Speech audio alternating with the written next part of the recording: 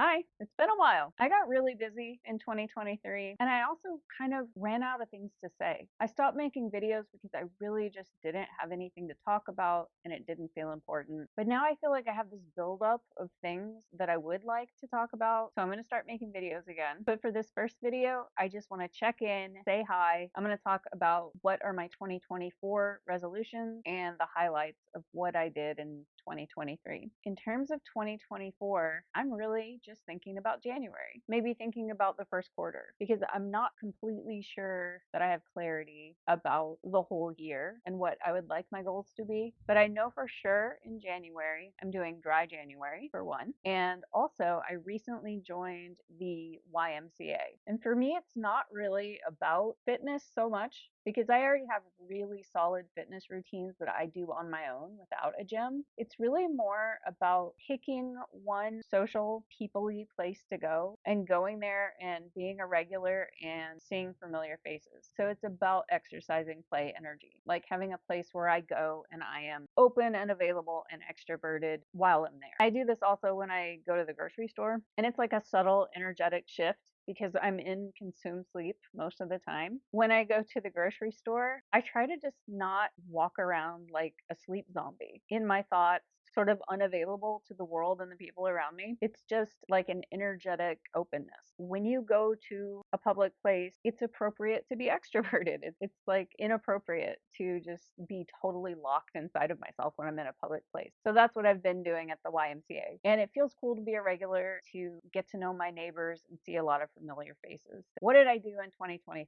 Not as much as other years. I feel like in 2019, my blast just kind of woke up. I was very, very productive and active and doing a lot of projects for about 3 years. And I kind of wore myself out. I was just like spinning a lot of plates. And in 2023, I didn't do as much, and I'm totally okay with it. It was a good year. But here's what I did do. Starting out last January, I passed my CPC, so that's a certified professional coach, and I've been working on that for like a year. It was like a year of training, and then the final exam is a recorded one-on-one session, and then you're graded on that session. So I was graded on that. I passed. Really glad to have that over with. That was the first thing. I did a marketing course. It was really triggering for me, as marketing courses usually are. I've done a few of them in the past. It really triggered a lot of social type 3 stuff. Yeah, I'll talk about that more in another video too. In 2023, all of us in the objective personality community have been processing the social types, and that took a while. It kind of like took me all year to kind of like feel more settled about it, and now I get it. I'm like, okay, yeah, I'm a 3,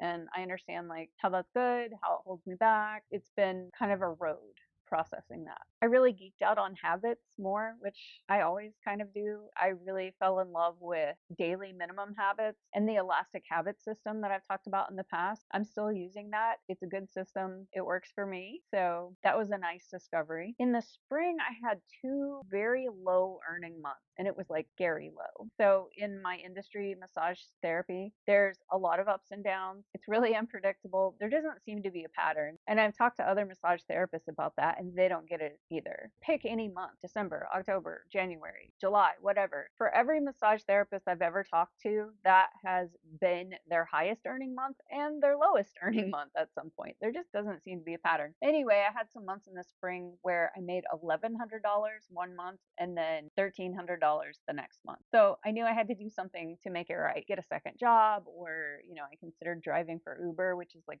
the worst job for me because I don't like driving. Yeah, I told my partner that I was thinking about driving for Uber Eats, and he said, no, veto, you're not doing that, because it just wouldn't work. And it's like, yeah, really glad I didn't do that. But anyway, a lot had changed throughout the pandemic in the massage business. I was making a lot of money from Etsy sales, and then that changed. Like the sales from Etsy kind of across the board went down for a lot of people just because Etsy was flooded with a whole bunch of new sellers and a lot of drop shippers. Like they're just buying cheap products from China and then selling them as handmade products in their own shop. And they're not really, they didn't really make these products. It's just like a drop shipping thing. And also on Etsy, like the algorithm's always changing. So keeping up with that and, keeping and setting your tags the correct way so that you're getting enough views to get sales. Anyway, I just wasn't making as much money on Etsy. And so much had changed in my massage therapy practice from the pandemic. Like the financial situations of my clients changed. Some of them died.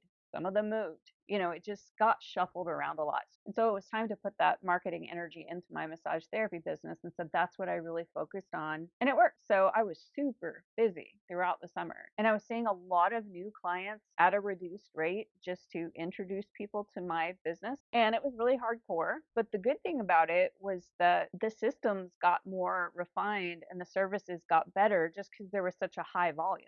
If you see a high volume of clients, then you see all the things that can be improved within the business at a faster rate. And so I feel really good about where I'm at with my business now. It's still inconsistent, but I was getting really burned out on my massage therapy business. And I can say I'm feeling really fulfilled in it at this point. I really love what I do. I have a lot of amazing new regulars. And so for 2024, I'm just kind of like in a groove right now. I want to keep going with that and keep building that. So that's one of the priorities. I broke my toe in the summer and it wasn't the end of the world. If you had told me in January, you're going to break your toe this year, it would have really freaked me out because I massage people with my feet. So it's really important that I don't break my toes or my feet. I didn't break it during a massage or anything. It was just like a freak accident, but it wasn't the end of the world. It was my little toe, which is a very minor toe. It did mess up my daily walking routine. I had to lay off the walking because I had to save all my toe energy for work, but I was still able to continue working. And so that is a happy result for me. It took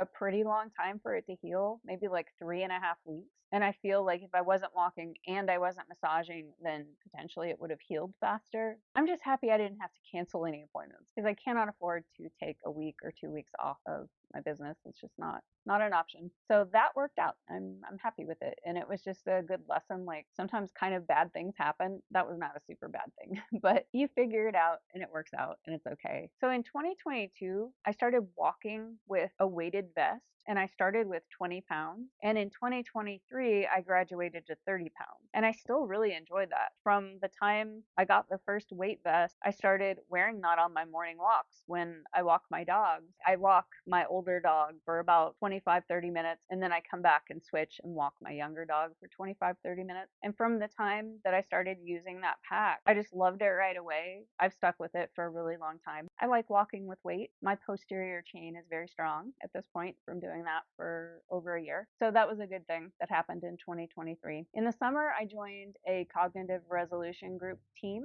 and that's been super fulfilling. It's a good team. We generally are organized and show up on time, which is important for me in working in group settings. And it's just been super awesome to try to type people and to have the input of other team members with different cognitive functions. So that's been super fun. October sucked.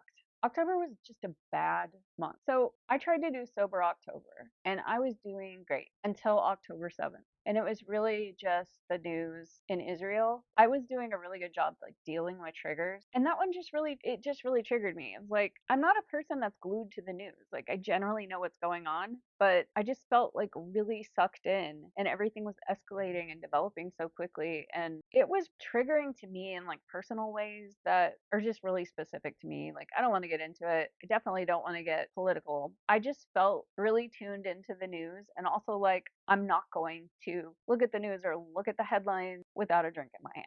It was just like okay, this is over. No more Sober October. Like this is it just I don't know, there's been other really terrible things that have happened in the world and like terrible news events and I don't have that reaction. But anyway, back on track now with dry January. It's going great. And hopefully nothing huge will happen. But I mean, I don't want to use that as an excuse. Like say if there's, nuclear war or something. Like Yeah, that would be tough. I just don't want to use that as an excuse because I can manage my triggers just fine. Normal, everyday triggers. It was just something about that was really hard for me. And it kept being hard throughout October, and it's still hard. It's just a very sad situation. In November, I got sick for the first time in 7 years. I hadn't been sick since 2016, and I got sick in November 2023. And that was interesting. I mean, honestly, I was getting kind of cocky about it, like, oh, I don't get sick, I don't get colds.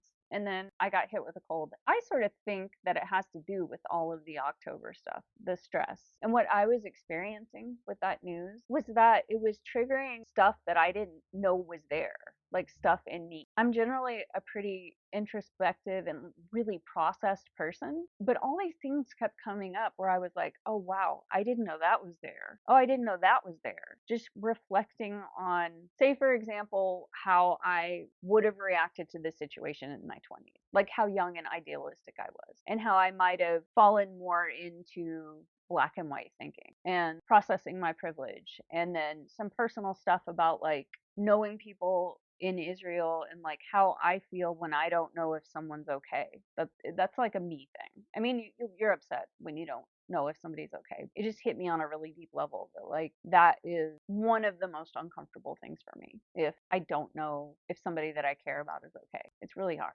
And then at the same time thinking like, wow, you are such a fucking idiot. Like people are starving and dying right now, but you need a drink to read the news. I mean, it's just like pretty ridiculous. So, a lot of guilt. I felt a lot of guilt and like a whole bunch of things anyway. But I think that that's, partially why I got sick because it was just like this constant every day, headlines stressing me out, feeling anguish, and it just weakened me enough that I got sick for the first time in years and years, and it lasted a long time, and I couldn't stop coughing, and I couldn't work because you can't give someone a massage if you can't stop coughing. It's not relaxing for anybody. So I missed a lot of work. My diet went off the rails because my partner was just feeding me whatever, which is lovely. He always feeds me, but just when you're sick, you eat stuff maybe you would normally eat, and you're not getting as much activity. I felt pretty out of shape after that. And that's it. Those are the highlights. That's what happened in 2023. So happy new year to everyone. I hope that you have some clarity and direction for the new year, and good luck with your goals and resolutions. I'll talk to you soon.